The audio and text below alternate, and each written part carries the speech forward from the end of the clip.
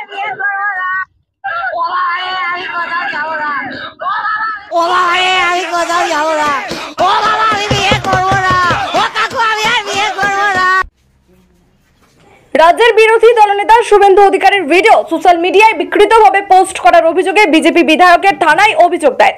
জানা গেছে, আরামবাগের তৃণমূলের প্রাক্তন বিধায়ক তথা হুগলি জেলা পরিষদের সহ সভাধিপতি কৃষ্ণচন্দ্র সাঁতরার ছেলে পিনাকি সাঁতরা শুভেন্দু অধিকারীর একটি বিকৃত ভিডিও তার ফেসবুকে পোস্ট করেন।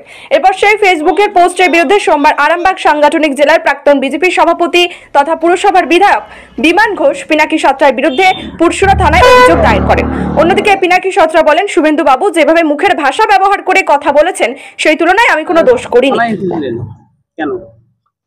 দেখুন, তৃণমূল কংগ্রেসের বর্তমানে জেলা পরিষদের কর্মাধ্যক্ষ প্রাক্তন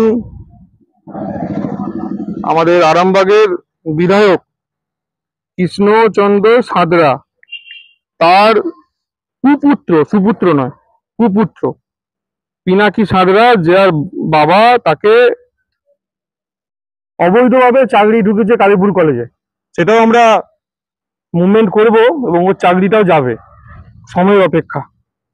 সেই কুপুত্র গতকাল ফেসবুকে আমাদের রাজ্যের বিরোধী দলনেতাকে নিয়ে একটা অশ্লীল পোস্ট করেছে। সেই অশ্লীল পোস্ট হওয়াতে আমরা মনে করছি যে গোটা রাজ্য, গোটা ভারতবর্ষ জুড়ে আমাদের বিরোধী দলনেতার মান সম্মান হানি হচ্ছে।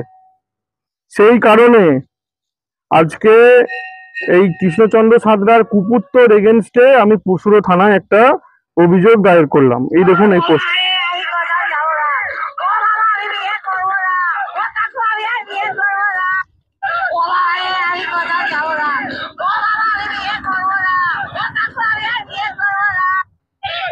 এই হচ্ছে তৃণমূল কংগ্রেসের যারা নেতা বা নেত্রী, তাদের পরিবারের কালচার। তো তার এগেনস্টে আমরা সবাই মিলে এসে এখানে পুরসুরা থানায় একটা অভিযোগ দায়ের করেছি এবং ওসির সঙ্গে কথা বলেছি, পুলিশ আধিকারিকদের সঙ্গে কথা বলেছি, ইমিডিয়েট তার এগেনস্টে যেন অ্যাকশন নেওয়া হয় সেই বিষয়ে আজকে আমরা এখানে এসেছিলাম। অভিযোগ করেছি, এই তো কথা। দেখুন, রাজ্যের বিরোধী দলনেতা যেভাবে মুখের ভাষা ব্যবহার করে কথা বলছেন তার তুলনায় আমি আশা করি কোনো দোষ কিছু করিনি। সোশ্যাল মিডিয়ায় পোস্টই করেছি এবং তার পরিপ্রেক্ষিতে যদি প্রশাসনের দ্বারস্থ হয় আমিও হব। আর আমাকে বলেছে আমি বাবার কুপুত্র, আমি কুপুত্র নয়, আমি সুপুত্র। আর আমার কাজের নিয়ে যে কথাটা বলেছে,